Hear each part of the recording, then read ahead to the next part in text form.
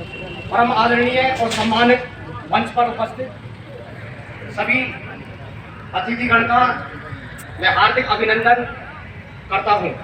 यहाँ पर उपस्थित जो कोली विकास संस्था दौसा है उनके अध्यक्ष महोदय और लेखराज जी, डॉक्टर पप्पूराम जी, श्रीमती तपस्या कोली जी और खेमचंद जी और यहाँ पर जितनी भी मेरे माता बहनें उन सभी को मैं हार्दिक अभिनंदन और उनको सादर नमस्कार करता हूँ।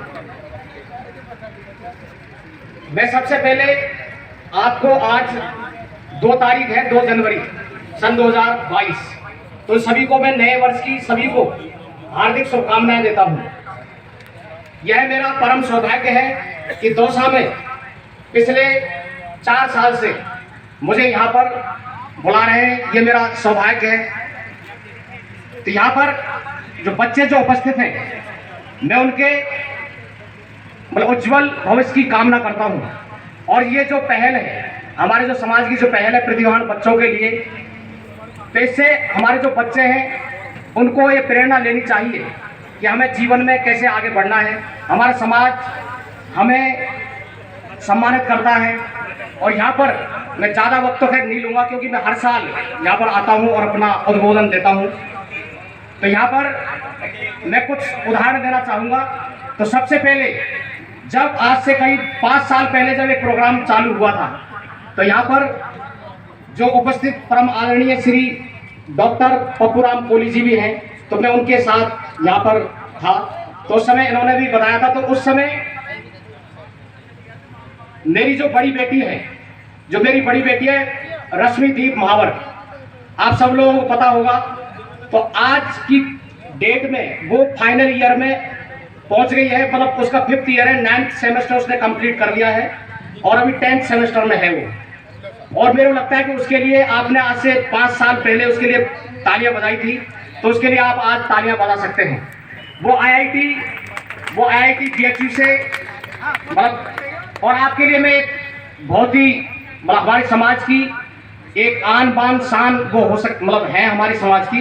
तो मेरे सामने जो मेरी बेटियां बैठी हैं, जिस बेटी को मैंने हैंडीकैप्ड है, more than 80% of physical handicapped है, वो लड़की अपने क्लास के अंदर हमेशा ही गुमसुम बैठी रहती थी। तो एक बार कोई IAS ऑफिसर उसकी क्लास में वहां पर स्कूल के अंदर वो स्पीच देने के लिए गए और पढ़ने के अंदर वो एवरेज। मैंने आपसे क्या कहा, कोई भी घटना किसी भी बच्चे की बुद्धि को मतलब प्रखर कर सकती है, वो मतलब इंटेलिजेंट हो सकता है। तो इसमें देखिए कि वो जब गुमसुम बैठी थी एक कोने के अंदर, तो वहां पर एक जो ऑफिसर जो गए थे वहां पर उन्होंने उस बच्ची से पूछा कि बेटा आप गुमसुम क्यों बैठे हैं। देखिए हमारे दुनिया के अंदर बड़ी ये प्रॉब्लम है, जो लोग फिजिकली हैंडीकैप्ड है या कुछ और है उनको बहुत सारे लोग क्या क्रिटिसाइज उनको करते हैं। तो उस बच्ची ने एक जवाब दिया कि मुझे जो बच्चे चढ़ाते हैं कि मैं ऐसी हूँ वैसी हूँ। तो उसने अतिथि ने उससे केवल एक ही शब्द बोला कि बस इतनी सी बात है कि तू कुछ ऐसा करके दिखा दे कि यही बच्चे यही दुनिया तुम्हें मतलब सलाम ठोके। तो मुझे क्या करना है। तो वहां पर जो IAS ऑफिसर स्पीच देने के लिए गए थे, तो उन्होंने कहा कि तुम मेरी जैसी बन जा। तो देखिए उस बच्ची के लगन लगी और उसने तैयारी की किसकी, IAS की, और इस समय वो IAS है।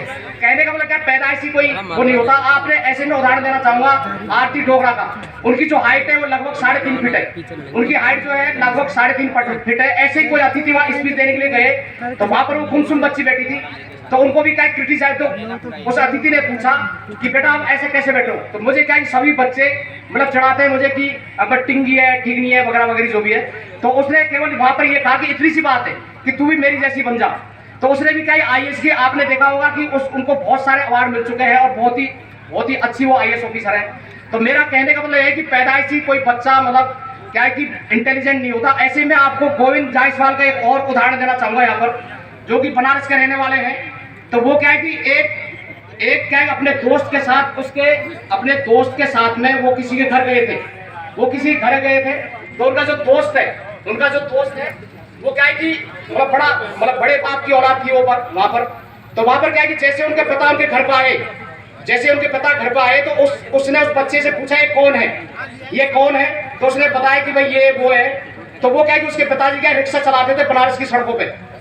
तो उसने उस बच्चे को वहां पर इतना मतलब उसकी मतलब इतना क्रिटिसाइज किया उसको, उस बच्चे को इतना टॉर्चर किया। उस बच्चे से कहा गोविंद जायसवाल से कि तेरी औकात क्या है, तेरी औकात क्या है कि तू हमारे घर पे आया, तू तेरी मतलब औकात क्या है कि तुम्हारे घर पे आया। तो उस बच्चे को वहां से भगा दिया गया। फिर घर पे जाकर उसने अपने पिता से कहा कि पापा ये औकात क्या है, ये स्टेटस क्या है। उसने कहा कि तुम्हारा स्टेटस नहीं है हमारे लायक स्टेटस नहीं है। उस बच्चे को भी डांटा उसने, अपने बच्चे को भी डांटा, उसको भी डांटा। जो उसने अपने पिता से कहा तो उसको पिता को भी पता नहीं था। तो उस पिता ने कहा कि स्टेटस क्या है, तो स्टेटस के लिए कि आपको उसके जैसा बनना होगा, मतलब उसके लेवल का बनना होगा। तो उस बच्चे के अंदर उसी दिन लगन लगी, उसी दिन उस बच्चे के अंदर लगन लगी। और वो बच्चा, आप उसकी जब बारे में पढ़ेंगे आप गोविंद जायसवाल के बारे में, तो आपको पता लग जाएगा कि वो कौन है। तो वो भी क्या IAS ऑफिसर बन गए। मैं यहाँ पर केवल ये नहीं कि मैं सबको IAS ही बनना है, लेकिन सवाल है कि कोई भी बच्चा पैदाइशी इंटेलिजेंट नहीं होता। जिस दिन वो चाहे उसी दिन मतलब वो कुछ भी कर सकता है। जैसे हमारी जो बेटियां हैं वो कोई पैदाइशी ज्यादा इंटेलिजेंट नहीं थी, पहले वो एवरेज मतलब पढ़ने के अंदर एवरेज थी। तो मैंने यहाँ पर आपको कुछ उदाहरण दिए, मेरे पास में कहने को तो बहुत कुछ है, लेकिन लास्ट में मैं आपको एक चीज और कहना चाहूंगा यहाँ पर, जो कि अंसार शेख का आपने नाम सुना होगा, आप गूगल में सर्च कर सकते हैं। तो उनकी पारिवारिक कंडीशन इतनी कमजोर थी, तो वो जब बच्चा 7वीं क्लास के अंदर था तो स्कूल के अंदर वो गया और उसकी TC कटवाने के लिए गया। तो वहाँ के प्रिंसिपल ने कहा कि आप TC क्यों कटवा रहे हैं इसकी। तो हम इसको पढ़ाने में असमर्थ है, हम गरीब हैं, इसलिए इसको हम नहीं पढ़ा सकते आगे। तो वहाँ के देखिए जो मैं